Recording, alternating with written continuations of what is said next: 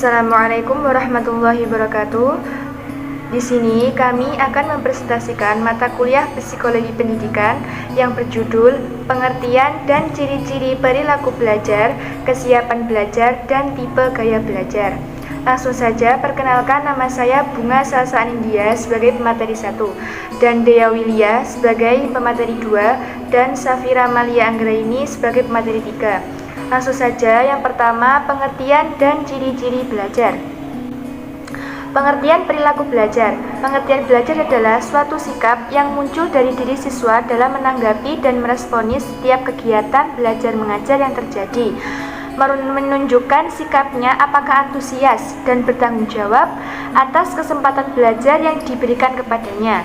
Perilaku belajar juga berbicara mengenai cara belajar yang dilakukan oleh siswa itu sendiri, sehingga dapat disimpulkan bahwa perilaku belajar adalah suatu tindakan yang berisi tentang sikap atas pelaksanaan teknik-teknik belajar yang dilaksanakan individu atau siapapun juga dalam waktu dan situasi belajar tertentu. Perilaku belajar yang baik berhubungan dengan beberapa hal, yaitu perilaku belajar dalam mengikuti pelajaran, perilaku belajar dalam mengulangi pelajaran, perilaku belajar dalam membaca buku, perilaku belajar dalam mengunjungi perpustakaan, dan perilaku belajar dalam menghadapi ujian. Sehingga dapat dijabarkan indikator dari perilaku belajar adalah sebagai berikut. Yang pertama, perilaku belajar dalam mengikuti pelajaran. Kebiasaan adalah aspek dari perilaku manusia yang menetap pada dirinya dan berlangsung secara otomatis dan tidak direncanakan.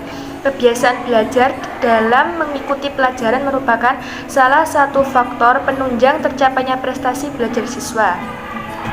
Dan yang kedua, perilaku belajar dalam mengulangi pelajaran.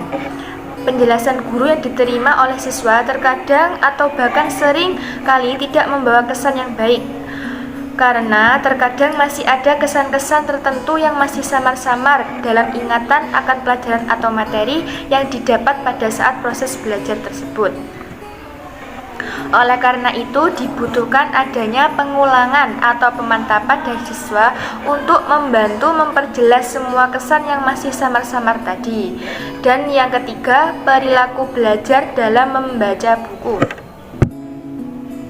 Membaca yaitu kegiatan melihat serta memahami isi dari yang tertulis dengan melisankan atau dalam hati.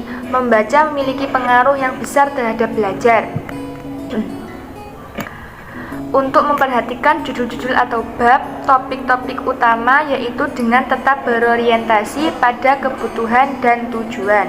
Yang keempat, perilaku belajar dalam mengunjungi perpustakaan. Belajar identik dengan kegiatan yang berhubungan dengan membaca dan mencari sumber bacaan dari berbagai referensi. Untuk memenuhi, seseorang siswa dapat memperolehnya dari sumber-sumber yang dianggap relevan dan mampu untuk menjawab kebutuhan akan informasi dan pengetahuan yang dibutuhkan oleh siswa tersebut. Dan yang kelima, perilaku belajar dalam menghadapi ujian. Saat menghadapi tes atau ujian, biasanya seorang siswa tidak akan mengalami kesulitan yang berarti ia sudah mengadakan persiapan yang baik dengan belajar semaksimal mungkin. Persiapan menghadapi ujian adalah persiapan yang dilakukan oleh siswa dalam mengatur dan melaksanakan kegiatan belajarnya sehingga materi-materi yang telah diterimanya dapat dikuasai. Selanjutnya, ciri-ciri khusus perilaku belajar. Yang pertama, perubahan intensional. Perubahan yang terjadi dalam proses belajar adalah berkat pengalaman atau praktik yang dilakukan dengan sengaja dan disadari. Karakteristik ini maknanya adalah bahwa siswa menyadari akan adanya perubahan yang dialami atau sekurang-kurangnya ia merasakan adanya perubahan dalam dirinya. Yang kedua, perubahan positif dan aktif.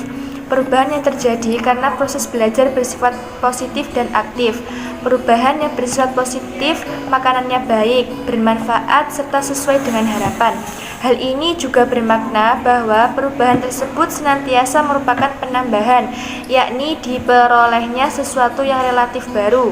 Misalnya, pemahaman dan keterampilan baru yang lebih baik dari apa yang telah ada sebelumnya. Yang ketiga, perubahan efektif dan fungsional. Perubahan yang timbul karena proses belajar bersifat efektif, yakni berdaya guna. Artinya, perubahan tersebut membawa pengaruh, makna, dan manfaat tertentu bagi orang atau individu yang belajar. Sekian, terima kasih. Materi selanjutnya akan disampaikan oleh Dea Wilya Cahya. Baik, untuk materi yang selanjutnya yaitu tentang pengertian kesiapan belajar dan faktor-faktor apa saja yang mempengaruhi kesiapan belajar. Di sini ada dua pendapat yang mengatakan bahwa kesiapan belajar yakni kesatuan usaha dalam melengkapi kemampuan yang ada saat memberi respon terhadap hal yang tengah dihadapi saat belajar. Untuk yang kedua yakni kesiapan belajar merupakan kondisi awal suatu kegiatan pembelajaran yang menjadikannya siap untuk memberikan respon atau tanggapan yang ada dalam diri peserta didik saat mencapai suatu tujuan pengajaran. Jadi, kesiapan belajar merupakan suatu kondisi seseorang yang dipersiapkan sebelum mengikuti suatu pembelajaran. Untuk poin yang kedua, yakni faktor-faktor yang mempengaruhi kesiapan belajar. Di sini ada 3 faktor yang mempengaruhi kesiapan belajar. Untuk yang pertama yaitu faktor kesiapan fisik. Artinya, siswa memiliki kemampuan fisik dalam menerima respon atau jawaban dalam belajar. Jadi, meliputi apa saja kesiapan fisik itu? Yang pertama, tubuh yang sehat, tidak sakit, jauh dari gangguan ngantuk, lesu, dan lain-lain. Karena kondisi tubuh yang sehat atau fisik yang normal merupakan hal yang sangat menentukan kesiapan belajar. Untuk faktor yang kedua yakni kesiapan psikis. Artinya siswa memiliki kemampuan psikis dalam menerima jawaban dalam belajar, meliputi apa saja? Adanya hasrat ingin belajar atau motivasi, dapat berkonsentrasi, dan adanya kesadaran dalam belajar. Untuk poin yang ketiga yakni faktornya kesiapan materi, artinya siswa memiliki kemampuan materi dalam belajar. Atau individu dalam mempelajari materi tentunya harus mempunyai bahan yang dapat dipelajari dan dikerjakan. Misalnya bisa dari mempelajari buku paket, buku catatan, buku LKS, dan lain-lain. Assalamualaikum warahmatullahi wabarakatuh. Perkenalkan, nama saya Safira Malia Anggraini. Baik, langsung saja di sini saya akan meneruskan materi pengertian macam-macam tipe gaya belajar. Tipe gaya belajar merupakan salah satu yang dimiliki oleh setiap individu dalam menyerap, mengatur, dan mengolah informasi yang diterima. Gaya belajar yang sesuai adalah kunci keberhasilan siswa dalam belajar. Ada pula macam-macam gaya belajar.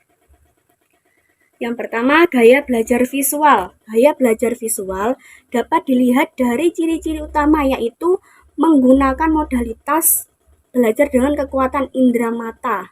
Siswa yang memiliki gaya belajar ini lebih mudah mengingat atau mereka lihat seperti bahasa tubuh atau ekspresi muka. Dan yang kedua, ada gaya belajar kinestik.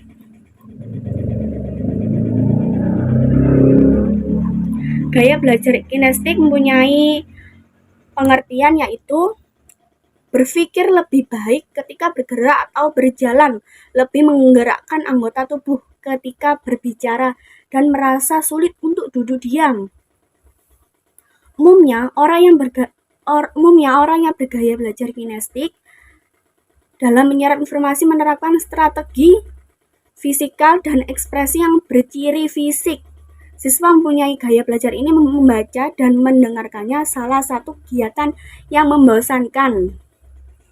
Dan yang terakhir ada gaya belajar auditorial, yaitu belajar yang mengandalkan pada pendengaran untuk bisa memahami, mengingatnya. Karakteristik ini, modal belajar seperti ini benar-benar menempatkan pendengaran sebagai alat utama menyerap informasi atau pengetahuan.